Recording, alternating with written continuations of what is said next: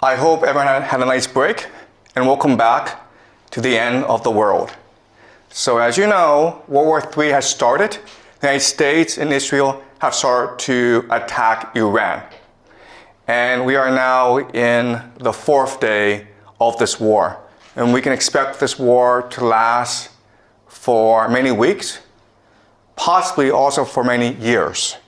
But I promise you that after this war is done, the world will never be the same again. So what we will do these next few weeks is use game theory and understand and analyze the geopolitical situation. And so I'm going to teach you the ideas, the theories, the techniques to understand the world around you and make predictions. And we can know if our analysis is correct because all this is happening in real time, and so we can test it against reality. All right, so let's go over some basic facts about what's happened so far.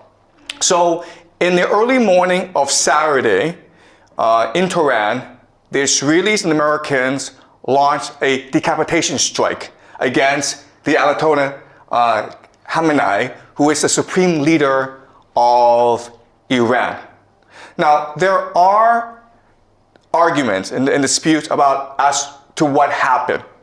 The Americans and Israelis said that they had real intelligence about where the leader was, and so they sent airplanes to just bomb the crap out of the place. They also had a spy who was able to record the body of the dead Ayatollah, and then this was announced.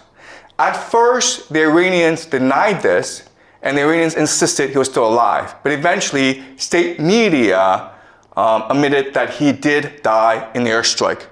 But then what they also said is that the Ayatollah, he's 86 years old, and he chose to die.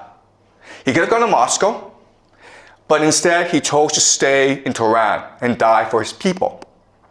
But not only that, but he died along many of his relatives. He died along with his daughter, his son-in-law, his grandchildren. So many of the family died in this assault. Also, there's been reporting that he had prostate cancer. Okay, so he was going to die fairly soon as well.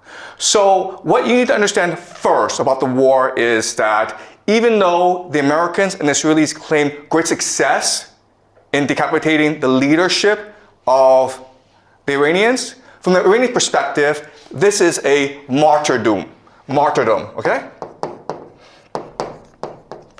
And so the religion of the Iranians is called Shia Muslim.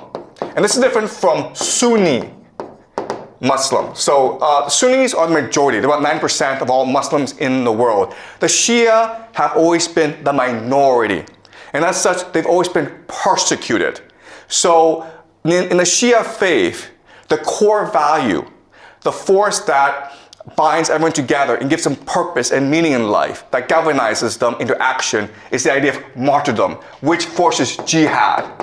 To sacrifice yourself for your religion, sacrifice yourself for the common good. So think of the death of Khamenei as a sacrifice, a self-sacrifice, in order to motivate the Iranians in this war, okay?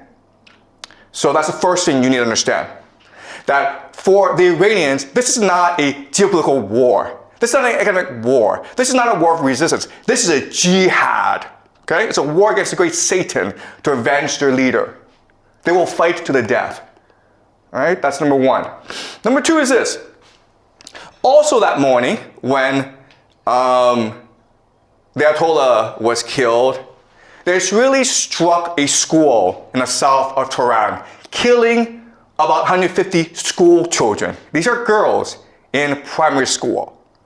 And again, there's a lot of debate and argument as to what happened.